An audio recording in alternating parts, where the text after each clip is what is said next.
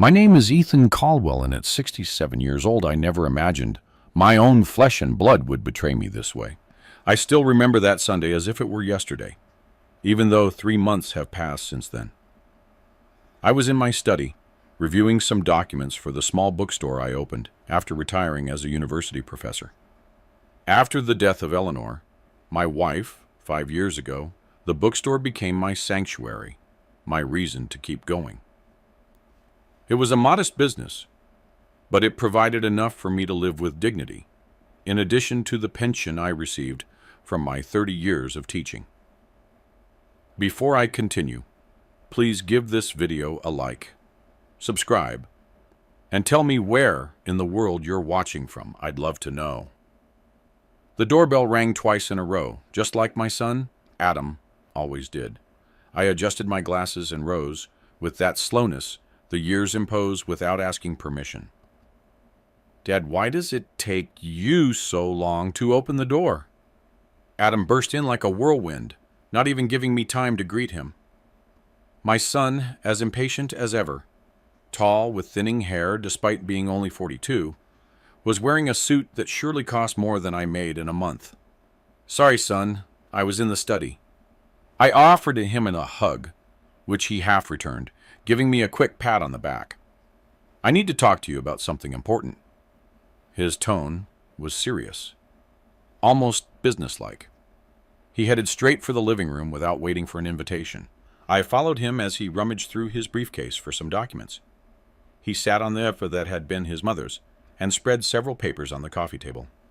Dad, I've been thinking a lot about your situation. You live alone in this big house, and the bookstore takes up time you should be spending resting. He paused, gesturing to the empty spot beside him. I sat down and looked at the papers. They were legal documents with notary seals. What's all this, Adam? It's very simple. He pulled a pen from his pocket. It's a power of attorney, so I can manage your assets.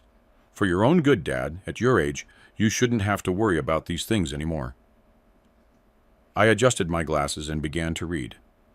I hadn't been a literature professor for 3 decades for nothing.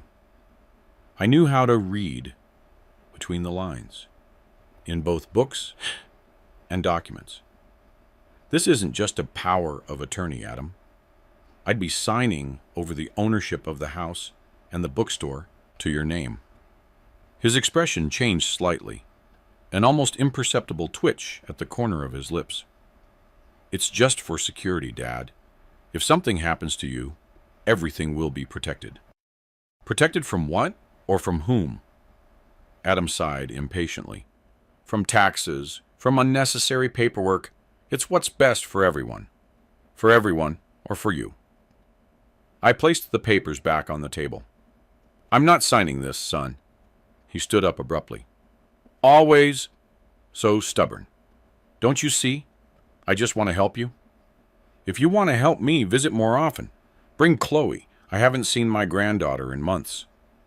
Chloe is busy with school, and I'm busy with work. He put the documents away with jerky movements. Think about it, Dad. I'm not asking for anything extraordinary. I'll think about it, I lied to calm the waters. Why don't you stay for lunch? I can make something. His face softened slightly. I can't today, but there's something else I wanted to tell you. Next Sunday, we're having a family meal. It's Victoria's birthday. We want you to come. It was strange. It had been over a year since I'd been invited to any family gathering, ever since Victoria, my daughter-in-law, had started treating me with that cold courtesy that barely concealed her disdain. Of course, I'll go, I smiled, genuinely pleased by the invitation. Good. We'll expect you at 1 o'clock. He headed towards the door. And bring the signed papers, Dad. It'll be a nice gift for everyone. When he left, I stood staring at the closed door. Something wasn't right. My instinct, the one that stays with you your whole life and sharpens with age, told me to be careful. On Sunday, I arrived promptly at Adam and Victoria's house, an ostentatious residence in one of the city's most exclusive neighborhoods. I always wondered how they could afford such luxury on Adam's manager's salary, but I never wanted to pry into their finances. I rang the doorbell, holding the small gift for Victoria. It was a special edition of 100 Years of Solitude that I'd acquired for the bookstore, but decided to give to her, even though I knew it would likely end up as shelf decor. The door opened, and there she was, Victoria Hayes, with her perfectly dyed blonde hair, her calculating smile, and a dress that surely cost more than all the furniture in my living room. "Mr. Caldwell, what a surprise you came." Her falsely cheerful tone made my skin crawl. "Happy birthday, Victoria." I handed her the package. "Adam invited me? I hope I'm not intruding." "Not at all. Come in. Everyone's in the backyard." I followed her through the house to the spacious backyard, where an elegantly set table awaited. There were about 15 people, most of them strangers to me. I assumed they were Victoria's friends or Adam's co-workers. And then I saw her. My granddaughter, Chloe, sat in a corner, her gaze fixed on her cell phone. At 16, she was the spitting image of my Eleanor, the same jet black hair, the same expressive eyes. When she saw me, her face lit up. "Grandpa!" She jumped up and ran towards me, hugging me tightly. "I didn't know you were coming." "Your dad invited me, sweetheart." I hugged her back, feeling my heart swell. "I've missed you so much." "Me too," she whispered. "They don't let me visit you anymore." Before I could ask why, Adam approached with a drink in his hand. "Dad, good thing you made it. Did you bring what I asked for?" Chloe looked at us curiously and moved away when her father nodded at her. "Adam, I haven't signed those documents. We need to talk more about this." His smile froze. "Now's not the time, Dad. We have guests. We'll talk after dinner." The celebration continued with that coldness disguised as cordiality that characterizes gatherings where no one truly wants to be. I sat next to Chloe, who whispered to me about her school, her friends, and her desire to study literature, just as I had done. "Your grandpa was the best professor at the university," I told her with pride. "There are still students who come to the bookstore looking for my recommendations." "I'd love to go help you there on weekends," she said with longing in her voice. As we talked, I noticed Adam and Victoria's glances. They watched our exchange with obvious annoyance. After dessert, Adam stood up and got everyone's attention by gently tapping his glass with a spoon. "Dear friends and family, thank you for joining us on this special day," he said, looking at Victoria with a smile. "But besides celebrating my beautiful wife's birthday, we have another reason to toast." He looked directly at me. A chill ran down my spine. "My father has finally decided to fully retire and will be transferring the management of his assets to us. He can finally rest as he deserves." The guests applauded while I remained petrified. "What are you doing, Adam?" I began to say, but he interrupted me, approaching with the same documents he had brought to my house. "Right here, we can sign it, Dad. Everyone will witness this moment." The tension was palpable. All eyes were fixed on me. Even Chloe looked at me with confusion. "I'm not signing that, son." My voice sounded firmer than I expected. Adam's face transformed. "What did you say?" "I'm not signing. It's my house, my bookstore, my life. I don't need anyone to manage them for me." Victoria approached with her tense smile. "Mr. Caldwell, don't be like this. It's for your own good. At my age, I can still decide about my own affairs, Victoria." And my answer is no. Adam slammed the papers onto the table. His face was red with rage. "You've always been selfish, Dad. Always thinking about yourself." "Selfish? Me?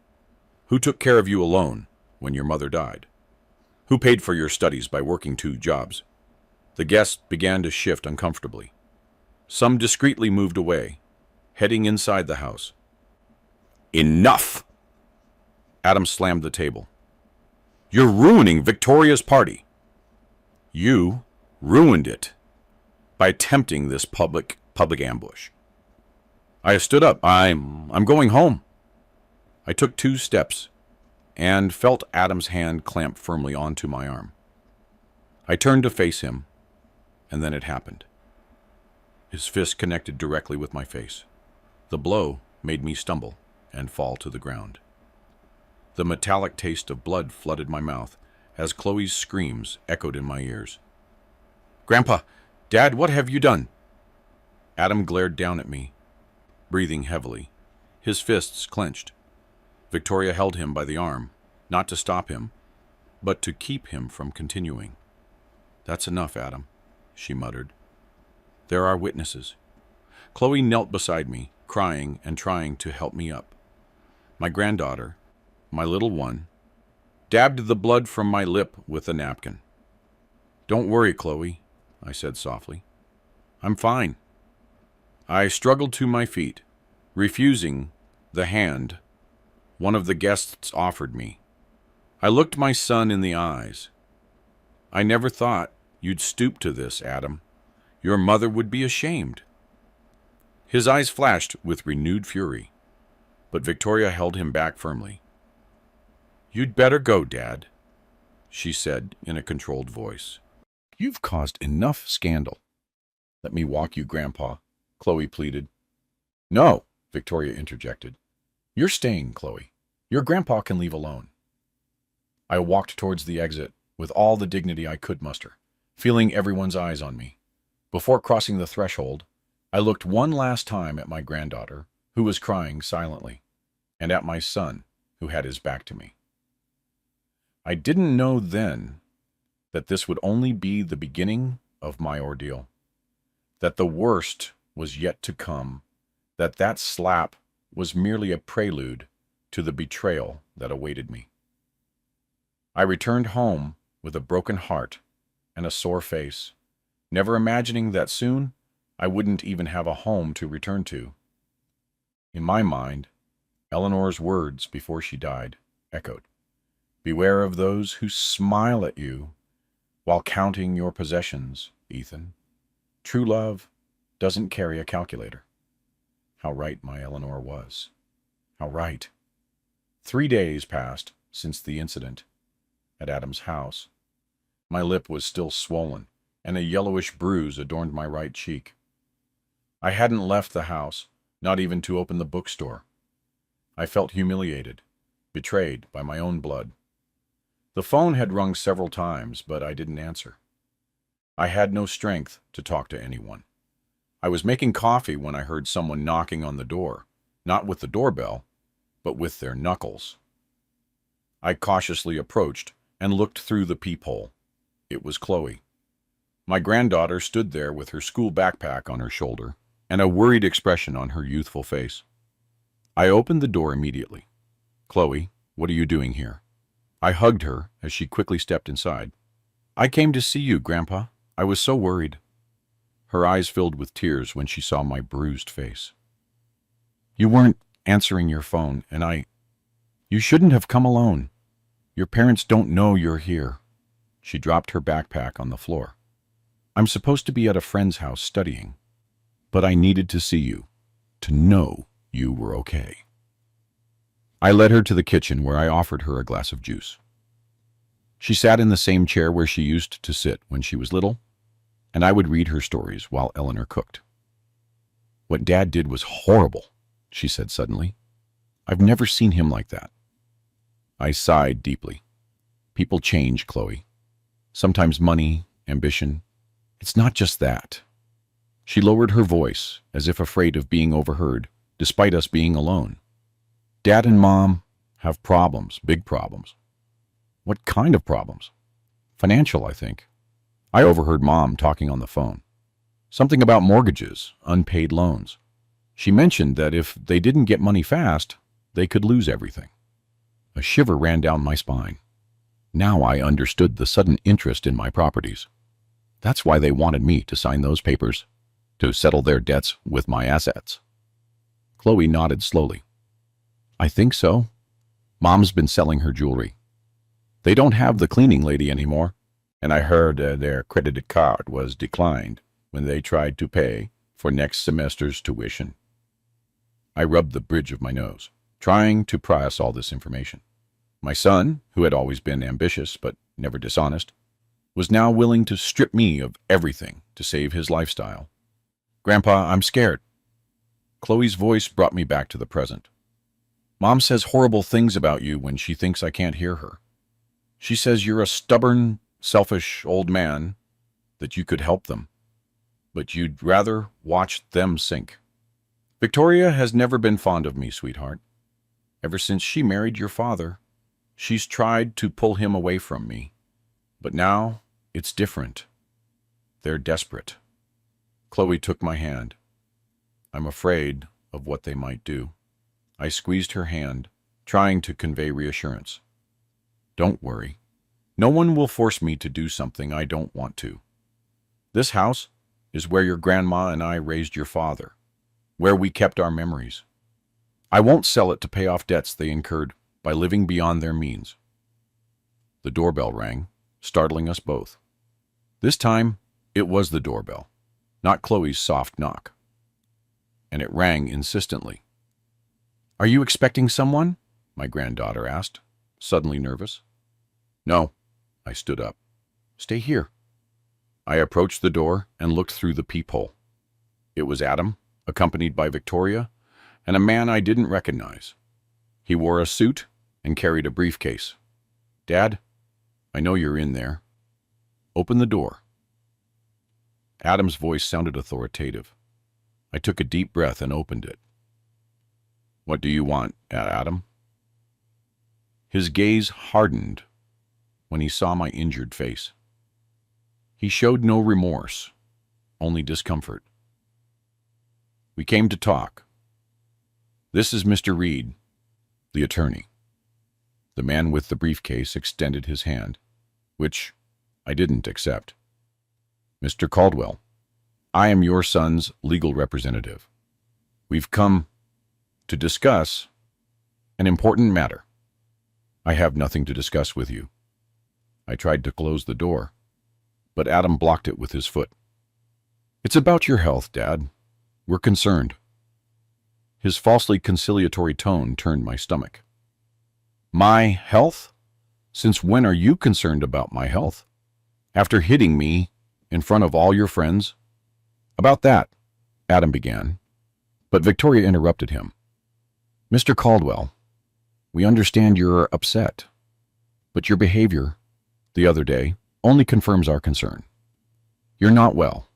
You need help. The only help I need is for you to leave me alone. Dad? Adam's voice softened. I've spoken with a specialist. Your erratic behavior, your forgetfulness, your aggression are signs of dementia. I was speechless. Dementia? Me? What are you talking about? I don't have any mental problems. That's part of the illness, sir, the supposed attorney intervened. The denial, the irritability. Your son only wants what's best for you. What's best for me, or for him and his debts. I stared at them. Chloe told me everything. The three exchanged surprised glances. Chloe, what does she have to do with this? Victoria asked, her voice tense. Before I could respond, Chloe appeared from behind me. I'm here, Mom. I came to see how Grandpa was after what you did to him. Victoria's face twisted into a mask of rage. How dare you come here without our permission? We expressly forbid you from seeing your grandfather. Why? Chloe challenged. Because it ruins your plans. Because I tell them the truth about what I hear at home. Adam grabbed Chloe by the arm. We're leaving right now. You're grounded. Let her go. I stepped between them. Don't lay a hand on her. She's my daughter, and I decide what I do with her. Adam snarled. just as I'm your father. But that doesn't give you the right to decide about me or my assets." The attorney cleared his throat uncomfortably. "Mr. Caldwell, I have a judge's order here for a mandatory psychiatric evaluation. Your son has presented evidence of your mental decline, and the judge has deemed this intervention necessary." He handed me a document, which I took with trembling hands. Indeed, it was a court order requiring me to undergo an evaluation with a court-appointed psychiatrist. "This is an abuse," I murmured. "A trap." "It's for your own good, Dad." Adam had released Chloe and now tried to sound reasonable. "If you're really well, as you say, the evaluation will confirm it, and there will be no problem. But if you need help, you'll receive it." I looked at my son, at this stranger he had become. "And in the meantime, what will happen to the bookstore? To my house? I'll take care of everything temporarily, until your mental capacity is determined." He smiled slightly. "It's what's best for everyone." I was cornered. If I refused the evaluation, it would only strengthen their argument that I wasn't in my right mind. "All right," I finally said. "I'll undergo that evaluation, but I want my own doctor present." "The judge has already appointed the specialist, Mr. Caldwell." The attorney intervened. "It's not possible to change that." "And when would this evaluation be?" "Tomorrow at 10 o'clock in the morning." Adam checked his watch as if in a hurry to leave. "We'll pick you up to take you." "I can go alone. I still know how to take a taxi." "We insist on accompanying you, Mr. Caldwell," Victoria said with her false kindness. "It's the least we can do." Chloe looked at me with pleading eyes. I knew what she was thinking. It was a trap, but I saw no way to avoid it without making my situation worse. "Fine," I finally conceded. "Tomorrow at 10. And as for you, young lady," Victoria took Chloe by the arm, "we're leaving right now. We'll talk about your disobedience when we get home." "I don't want to go," Chloe protested. "I want to stay with Grandpa." "It's not negotiable." Adam's voice brooked no argument. "Say goodbye." Chloe hugged me tightly. "Be careful, Grandpa," she whispered in my ear. "Don't trust them, not even the doctor." I hugged her back, feeling a lump in my throat. "I'll be fine, sweetheart. Don't worry about me." The three left, practically dragging Chloe away. I stood at the door, watching them drive off in Adam's luxurious car, a car I now understood he probably couldn't afford. I closed the door and leaned against it, my legs feeling weak. I needed help, but who could I turn to? Most of my friends had passed away or were as old as I was. My sister had lived in Spain for decades, and we barely kept in touch. Then I remembered Marcus Thorne, my childhood friend, a college classmate, who was now a respected attorney specializing in family law. We hadn't spoken in months, but if anyone could help me, it was him. I found his number and dialed with trembling fingers. After 3 rings, his familiar voice greeted me. "Hello? Marcus, it's Ethan. Ethan Caldwell." "Ethan, what a surprise. How are you, old friend?" "Not very well, Marcus. I need your help. It's urgent." There was a brief silence. "Of course. Anything you need. What's going on?" "I'd rather not talk over the phone. Could you come to my house today, if possible?" "I'm in the middle of a case, but I can swing by around 6. It's very serious, more than you can imagine. I think my son is trying to have me declared incapacitated to take my assets." Another longer silence. "I'll be there at 6 sharp. Don't open the door for anyone else until then." "Thanks, Marcus." I hung up and looked at the clock. It was 2 o'clock in the afternoon. I had 4 hours to prepare, to think, to gather all the information that might be useful. I went to my study and began searching for documents, house deeds, bookstore papers, bank statements, medical receipts that proved my good health. As I organized everything, I couldn't stop thinking about Chloe, my poor granddaughter, caught in the middle of this situation. I feared what Adam and Victoria might do to her for having warned me about their financial troubles. At 6 o'clock sharp, the doorbell rang. This time it was Marcus, punctual as always. As I opened the door, his expression changed when he saw my bruised face. "My God, Ethan, what happened to you?" "My son hit me 3 days ago during his wife's birthday party, in front of all their guests." Marcus stepped inside and closed the door behind him. His face reflected indignation and concern. "Tell me everything from the beginning." Over the next hour, I recounted everything that had happened. Adam's initial visit with the documents, the party, the punch, and finally, today's visit with the attorney and the court order. And Marcus took notes and reviewed the documents I showed him, especially the psychiatric evaluation order. "I don't like this at all, Ethan. They've acted very quickly, too quickly to be legitimate. So, what can I do for now?" "Undergo the evaluation.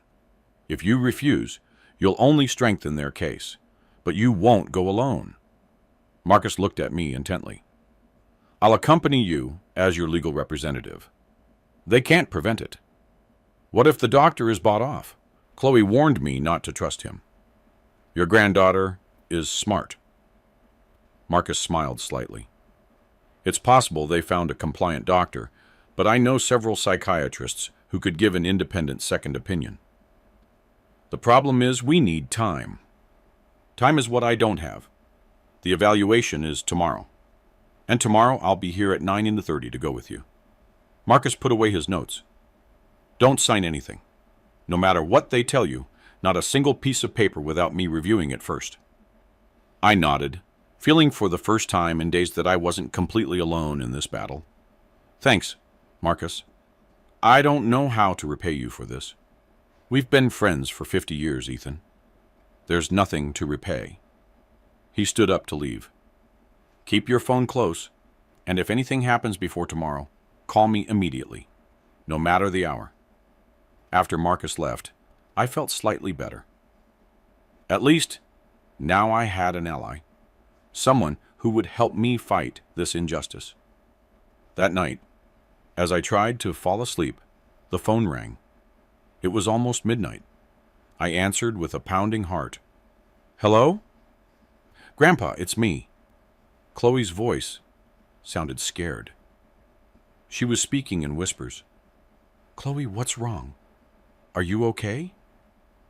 "I overheard Dad and Mom talking. They're not taking you to any evaluation tomorrow." "What do you mean?" "They're taking you straight to an assisted living facility, Grandpa. They already have everything arranged with the director there. They're going to institutionalize you by force." I felt the air leave my lungs. "Are you sure about what you heard?" "Completely. Mom was saying it was the only way to ensure they'd get control of your assets quickly, that once you were inside, it would be easy to get a doctor there to certify your incapacitation." "My God, you have to leave, Grandpa. Hide somewhere. Don't let them take you." "I can't run, Chloe. That would only make things worse. It would make it seem like I'm really losing my mind." "But Grandpa, don't worry. I've already spoken to an attorney, an old friend. He'll accompany me tomorrow." There was a silence on the other end of the line. "It won't be enough. I heard Dad say they'll use force if necessary." A shiver ran down my spine. Force? She mentioned something about some orderlies who would be prepared for any resistance. At that moment, I heard a noise on the other end of the line, like a door opening. "I have to hang up," Chloe whispered hastily. "I love you, Grandpa. Please be careful." The call disconnected, leaving me in a terrifying silence. I looked at the phone in my hand, feeling the world crumble around me. I immediately called Marcus, who answered with a sleepy voice. "Ethan, what's wrong?" I quickly told him what Chloe had told me. His voice changed, becoming alert and professional. Damn them. This is completely illegal. Ethan, listen carefully. I'm coming over right now. Don't open the door for anyone else. And pack a small bag with essentials. If they try something like that, we'll need to be prepared. What can we do? If they have a court order, the order is for an evaluation, not an involuntary commitment. That would require a different legal procedure. They're trying to bypass all protocols. I heard noises on the other end, as if Marcus was dressing in a hurry. I'll be there in 30 minutes. Hang tight.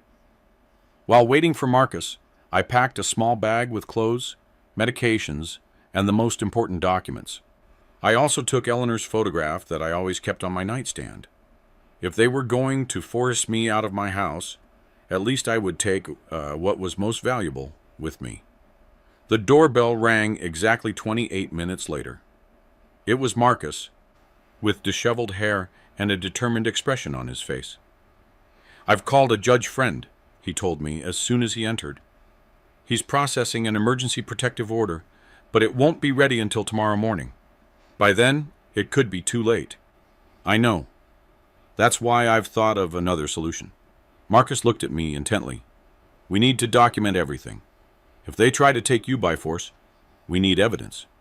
He pulled a small camera from his briefcase. "We'll place it here where it can record the entrance. And this is a voice recorder." He handed me a device the size of a lighter. "Keep it in your pocket at all times." We continued preparing for the next hour, establishing a plan for every possible scenario. Marcus insisted on staying the night, sleeping on the sofa, to be present when Adam and Victoria arrived. However, neither of us imagined they wouldn't wait until morning. At 3:42 in the morning, a loud banging on the door woke us both. Marcus, who had fallen asleep on the sofa, sprang to his feet. I came out of my room, terrified but determined to face whatever was coming. "Police, open the door!" Marcus and I exchanged glances. We hadn't anticipated this. "Just a moment!" Marcus shouted, gesturing for me to activate the camera and recorder. When we opened the door, we found 2 police officers, Adam, Victoria, and 2 burly men dressed in white uniforms. Orderlies, just as Chloe had said. "What is the meaning of this?" Marcus asked. "Do you know what time it is?" One of the officers stepped forward. "We have an order to transfer Mr. Ethan Caldwell to a medical institution for evaluation and care." "That's false," Marcus interjected. "The court order you have is for an evaluation scheduled for 10 o'clock in the morning, not for a forced transfer in the middle of the night." "Circumstances have changed," Adam said, stepping forward. "We received a call from the neighbor reporting that my father was having a violent episode, breaking things and shouting." "That's a lie," I exclaimed indignantly. "I've been sleeping until you arrived." "Officers," Marcus addressed them, "I am Marcus Thorne, Mr. Caldwell's attorney. This action is completely illegal. There is no evidence of a violent episode. As you can see, the house is in perfect order, and my client was sleeping peacefully." The officers seemed to hesitate, looking alternately at Adam and Marcus. "We have the order signed by Judge Bennett," one of them insisted. "May I see it?" Marcus requested. The officer handed him a document that Marcus carefully examined under the hallway light. "This order is fraudulent," he finally declared. "I know Judge Bennett's signature, and this isn't his signature. Furthermore, the court seal here is blurry, likely photocopied from another document." "That's ridiculous," Victoria exclaimed. "This man is obstructing a legal procedure. Arrest him." "Ma'am, we can't arrest someone for questioning the validity of a document," the officer replied, growing increasingly uncomfortable with the situation. "Officer," Marcus said calmly, "I suggest you verify the authenticity of this order by calling the courthouse directly. I understand that at this hour it's impossible, so the correct course of action would be to postpone any action until the morning when it can be confirmed." The younger officer nodded. "He's right. We can't proceed if there are doubts about the order's validity. Adam stepped forward furiously. My father needs help now. He's a danger to himself. Mr. Caldwell, the officer addressed me. Do you feel in danger or have thoughts of harming yourself? Absolutely not, officer. The only danger I feel comes from my son, who hit me 3 days ago, as you can see by the bruises on my face. The officers exchanged glances. Look, Marcus pulled out his professional card. I'm an attorney with over 40 years of experience. I assure you, this situation will be thoroughly investigated. If you proceed with this forced transfer, based on a potentially forged order, you will be making a grave mistake that could cost you your badges. That seemed to finally convince the officers. I'm sorry, sir. The older officer addressed Adam. We cannot proceed until we verify the authenticity of the order. You'll have to wait until morning and follow the proper channels. This is unheard of. Adam slammed his fist against the wall. He's my father. I have the right to decide what's best for him. No, you don't, I responded firmly. I am an adult in full possession of my mental faculties, and you know it perfectly well. This isn't for my well-being. It's for my money, my house, my bookstore. The orderlies, who had remained silent, exchanged uncomfortable glances. They told us it was a case of advanced dementia, one of them murmured. This man seems perfectly lucid. Of course I'm lucid, I replied. All of this is a farce orchestrated by my son and his wife to seize my assets and pay off their debts. Adam glared with pure hatred in his eyes. This isn't over, Dad. I'll get that order, and I'll get you out of here, whether you like it or not. That's enough, the officer intervened.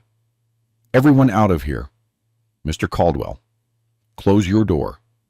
If anyone tries to enter without authorization, call 911 immediately. Adam, Victoria, and the orderlies left, not without giving us furious glares. The officer stayed for a moment longer. Sir, the younger one addressed me, I'd recommend you seek legal help first thing tomorrow to protect yourself from these situations. He already has.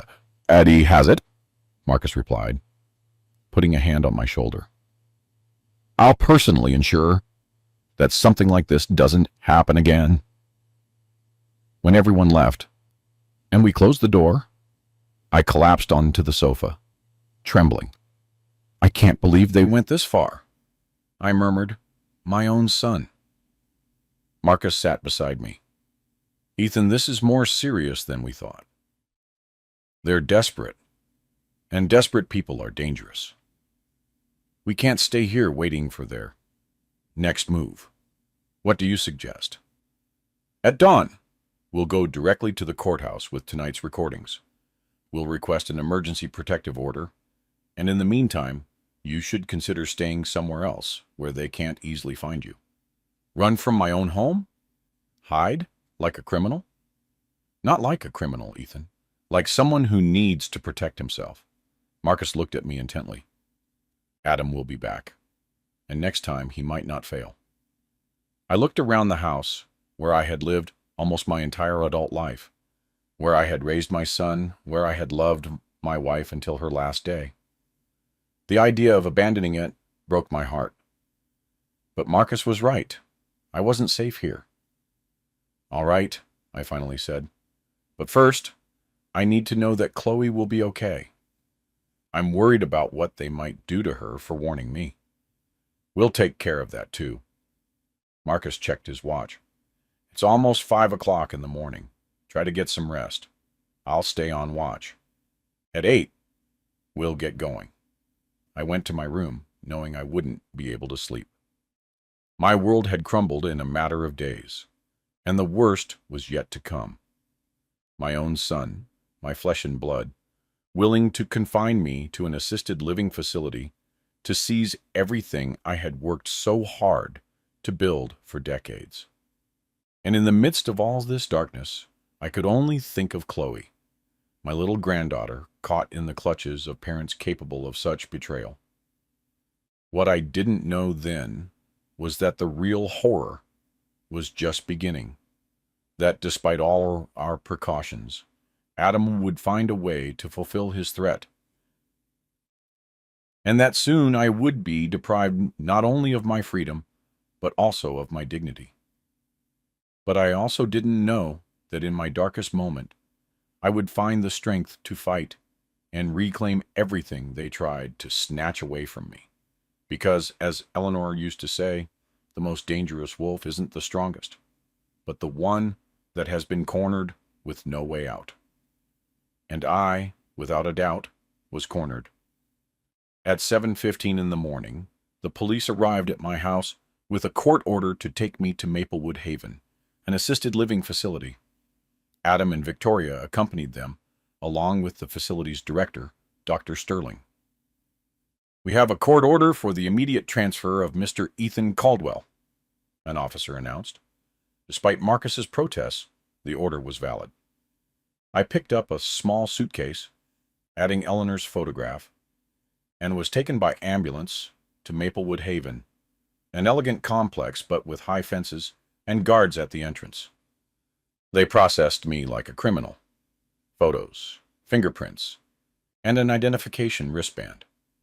I was assigned a small but clean room. That afternoon, an older woman knocked on my door. "I'm Brenda Miller, your neighbor." "Family?" I asked. "My son and his wife.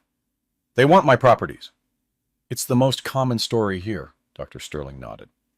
"He has an arrangement with family members. They pay, and he makes sure we never leave." "That's illegal.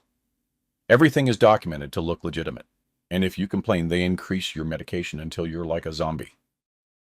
In the dining room, I met Mr. Peterson, Pornino, a former executive also committed by his daughter, and Mrs. Jenkins, a professor so heavily medicated she barely reacted. "What they do here borders on criminal," Mr. Peterson warned me. A young assistant named Mike secretly handed me a cell phone. My grandma was in a place like this. They kept her drugged while her house and savings disappeared. I called Marcus, who was direct. "We need proof, Ethan. Without evidence, it's your word against professional doctors." The next day, Brenda handed me a USB drive. "These are copies of internal records, falsified diagnoses, altered records, and payments from family members, including your son." I hid it in the frame of Eleanor's photograph. That night, Dr. Sterling ordered me to be given liquid medication. Impossible to spit out. Fortunately, Mike provided me with an emetic that allowed me to eliminate it. Marcus was coming tomorrow. My plan was to give him the USB drive. It was my only hope to escape and reclaim my life. A way to report this.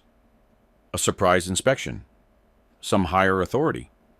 "There is," Mr. Peterson nodded. "But solid evidence is needed. And that's what we can't get from in here. Our communications are monitored. Our complaints are dismissed as paranoid delusions. And our few external allies are systematically pushed away." As we spoke, I noticed a nurse approaching with a medication cart. She was going from table to table, handing out pills to various residents. "Here comes your first dose," Brenda murmured. "Remember what I told you?" The nurse arrived at our table with a professional smile. "Mr. Caldwell, your medication for tonight." She held out a small plastic cup with a white pill and another with water. "What exactly is it?" I asked. "Alprazolam, 0.5 milligrams, to help you rest." I took the cups, aware of the attentive gazes of both my table mates and the staff. I put the pill in my mouth, took a sip of water, and with a movement I hoped was discreet, kept the pill under my tongue instead of swallowing it. "Very good," the nurse smiled, watching me carefully. "Asegúrese de terminar su cena. It's important to maintain good nutrition." When she left, I waited a few moments before discreetly spitting the pill into my napkin, which I then put in my pocket. "Well done," Brenda whispered. "But you'll have to be more careful in the future. Sometimes they check under your tongue, or even make you open your mouth after swallowing." What effects would that pill have had? Drowsiness, confusion, difficulty concentrating, Mr. Peterson explained. And over time, dependence. It's part of the strategy to keep them sufficiently medicated so they appear confused during evaluations and visits, thus reinforcing the initial diagnosis. We finished dinner with light conversation, aware of the attentive ears around us. Afterward, we were escorted back to our rooms. Lights out was at 10 p.m., as if we were children at a camp. Back in my room, I sat on the bed, overwhelmed by the reality of my situation. I had gone from being a free, respected man, master of my own life, to being treated as incompetent, ill, a prisoner, all because of my own son's greed. I thought about Chloe, my granddaughter. Would she know where I was? Would she be worried about me? Or would they have told her some lie to explain my sudden absence? I took out one of the books I had brought, a worn copy of 100 Years of Solitude, which had been Eleanor's favorite. Hidden between its pages was a small notebook and a pencil. If they took my phone and monitored my communications, at least I could keep a record of what was happening here. Perhaps someday those notes would serve as evidence. I began to write, detailing everything that had occurred from Adam's initial visit with the documents to my arrival at Maplewood Haven. I finished. I hid the notebook again between the book's pages and placed it at the bottom of my suitcase. At 10, the main lights automatically turned off, leaving only a small night light. I lay down, but I knew I couldn't sleep.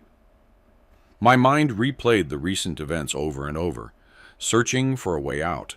Some hope. In the midst of my musings, I heard a soft knock at the door. I cautiously got up and opened it. It was Mike, the young assistant who had taken me to the dining room. "Mr. Caldwell," he whispered, "I have something for you." He held out a small object that I recognized as a basic old cell phone. "What is this?" "A burner phone. It doesn't have internet, just basic calls and texts. Mrs. Miller asked me to give it to you. She said you'd need to contact your attorney." I looked at him, surprised. "Why are you helping us?" Mike looked both ways down the hallway before responding. My grandma was in a place like this. They also institutionalized her against her will. When she died, we found out they had kept her drugged for months while her house and savings disappeared. I'm so sorry. I work here to help those I can. Not all employees agree with what Dr. Sterling does, but we need these jobs. He pointed to the phone. It has battery. For a few days. Use it carefully. Only when you're sure no one is watching you, and after each use, hide it well. They check the rooms regularly. Thank you, Mike. I don't know how to thank you for this. Just promise that when you get out of here, you'll do something to stop what's happening in this place. I promise. With those words, Mike quietly walked away down the hallway. I closed the door and examined the phone. It was an old model, but it worked. I had Marcus's number memorized, so I didn't need my address book. I looked towards the door, worried about potential observers, but there were no cracks or visible cameras. Still, I went to the bathroom and closed the door before making the call. Marcus's phone rang 3 times before he answered. "Hello? Marcus, it's Ethan." I kept my voice low. "Ethan, how are you? Where did you get a phone?" "It's complicated. Listen, I don't have much time. This is worse than we thought. Maplewood Haven is practically a prison. They're in cahoots with families to keep seniors locked up while they take over their assets. I suspected as much. I've been investigating and have found several similar cases, but they're always dismissed due to lack of evidence."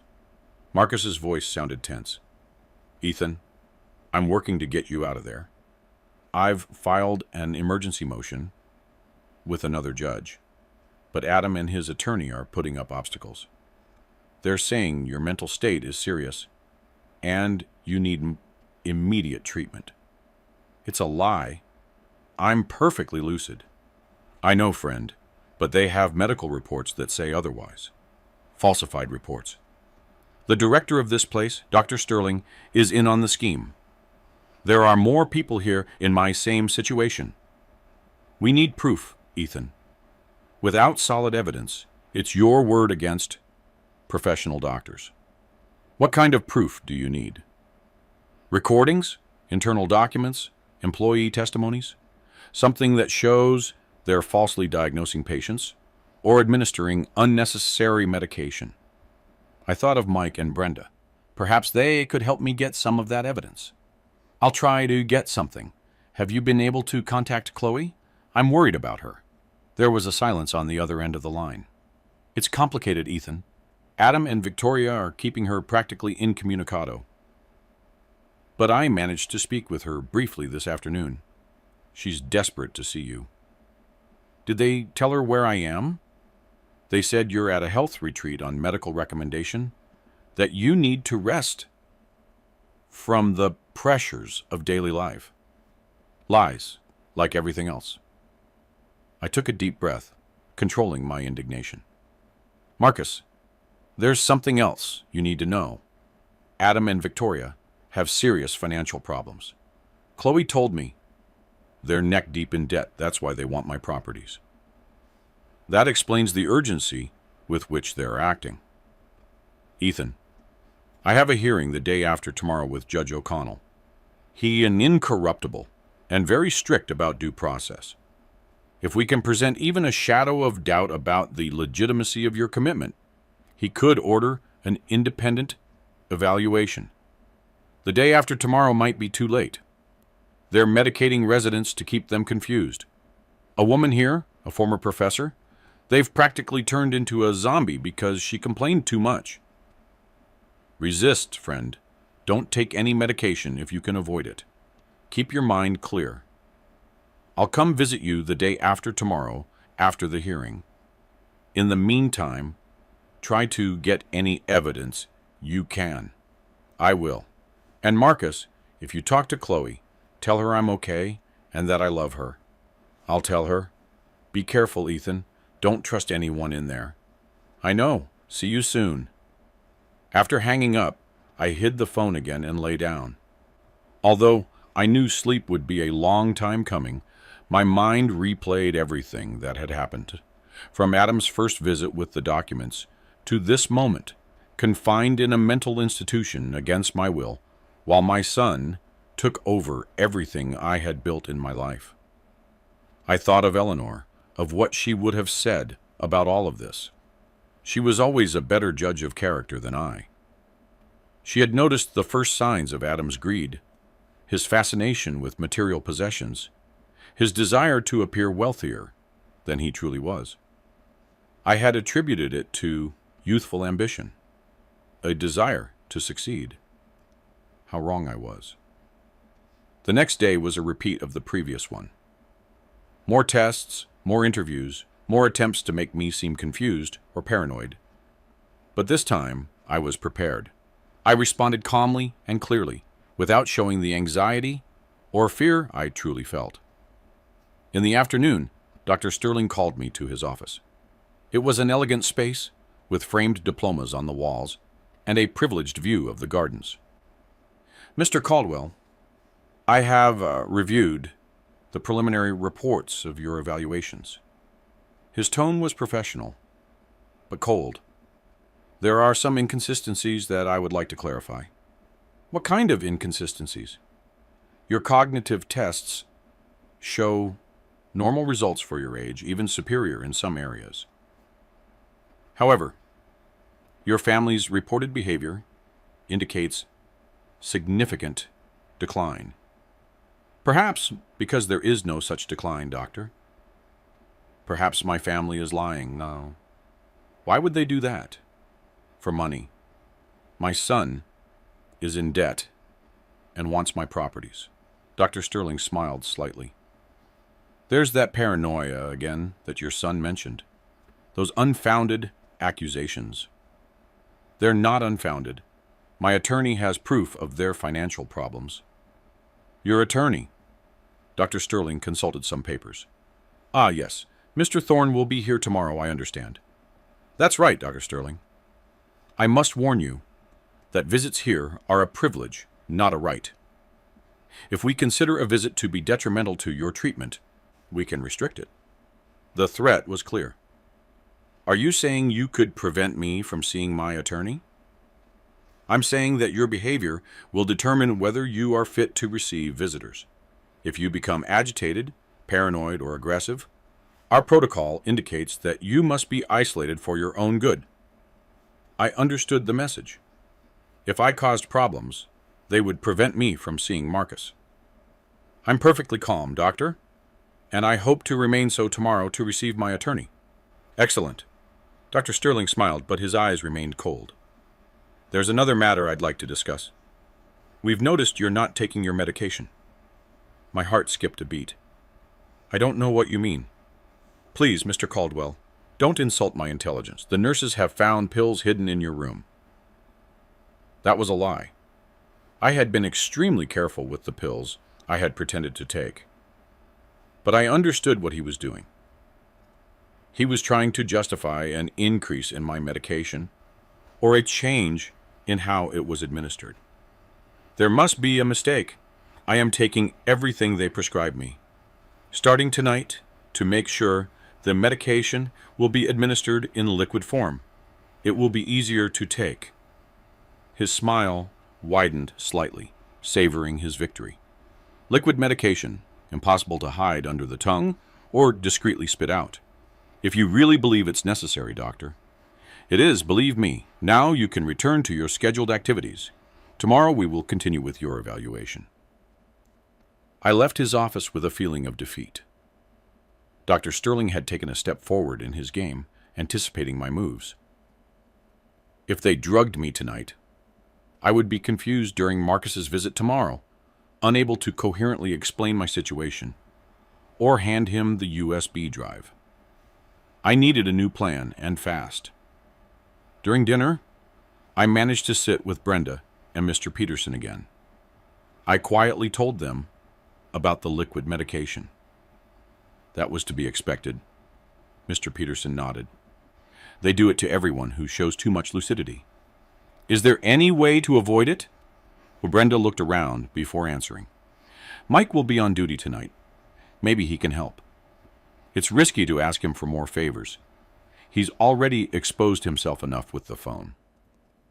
You have no other option, Mr. Caldwell, Mr. Peterson insisted. If you take that medication, tomorrow you'll be too confused to help yourself or any of us. He was right. As risky as it was, I needed Mike's help once more. That night, as Dr. Sterling had announced, a nurse came with a small glass of clear liquid instead of the usual pills.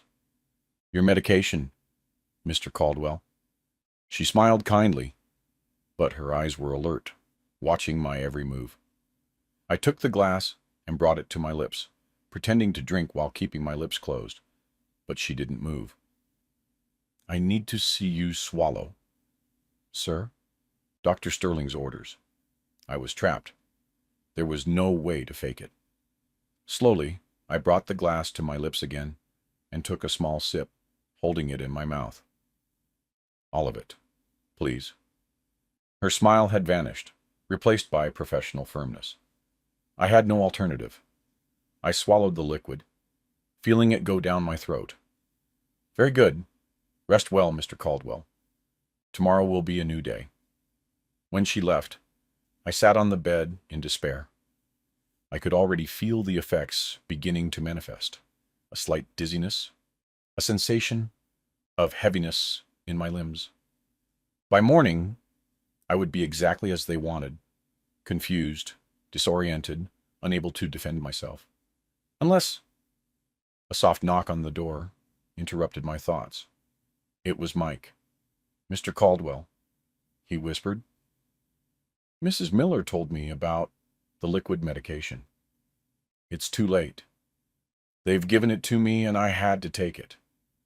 I know, but I brought this. He handed me a small vial. It's an emetic. It will cause vomiting.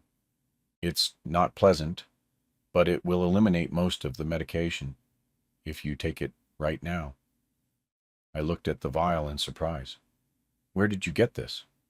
Better not to ask. Take it quickly before the medication takes more effect, and use the toilet. Of course. Thank you, Mike. I don't know how to repay you for this. You'll repay me when you get out of here and expose what's happening in this place. He turned to leave. One more thing.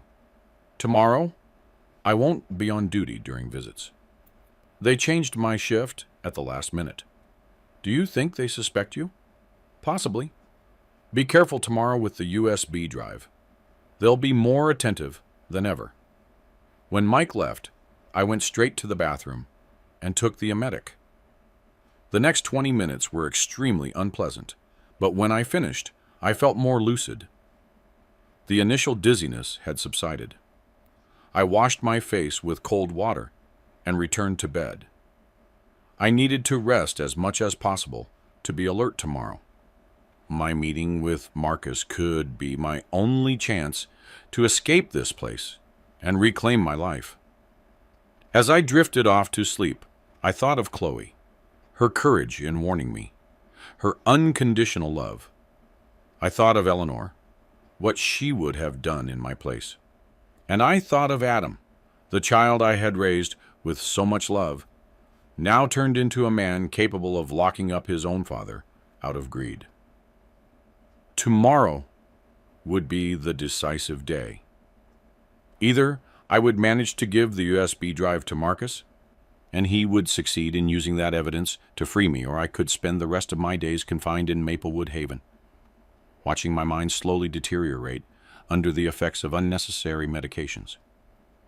With that terrifying thought, I sank into a restless sleep, full of nightmares, where I ran through endless corridors, pursued by shadows, with the faces of my son and Dr. Sterling.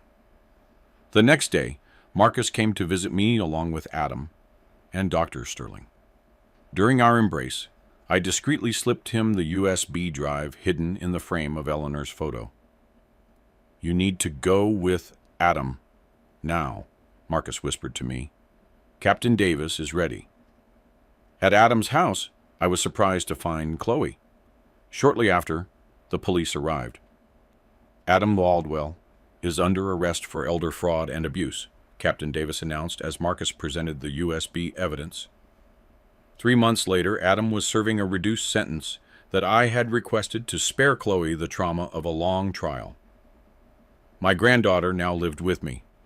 Maplewood Haven had been shut down, and I had recovered my house and bookstore. Grandma would be happy to see us together, Chloe said one evening, as we gazed at the roses in the garden. She always used to say that family isn't just about sharing your blood, but sharing your heart. Adam had tried to take everything from me, but in the end, I had the last word. If my story moved you, don't forget to like and subscribe to this channel. Your support encourages me to continue sharing the experiences that marked my life. Have you lived through something similar? Or do you know someone who has?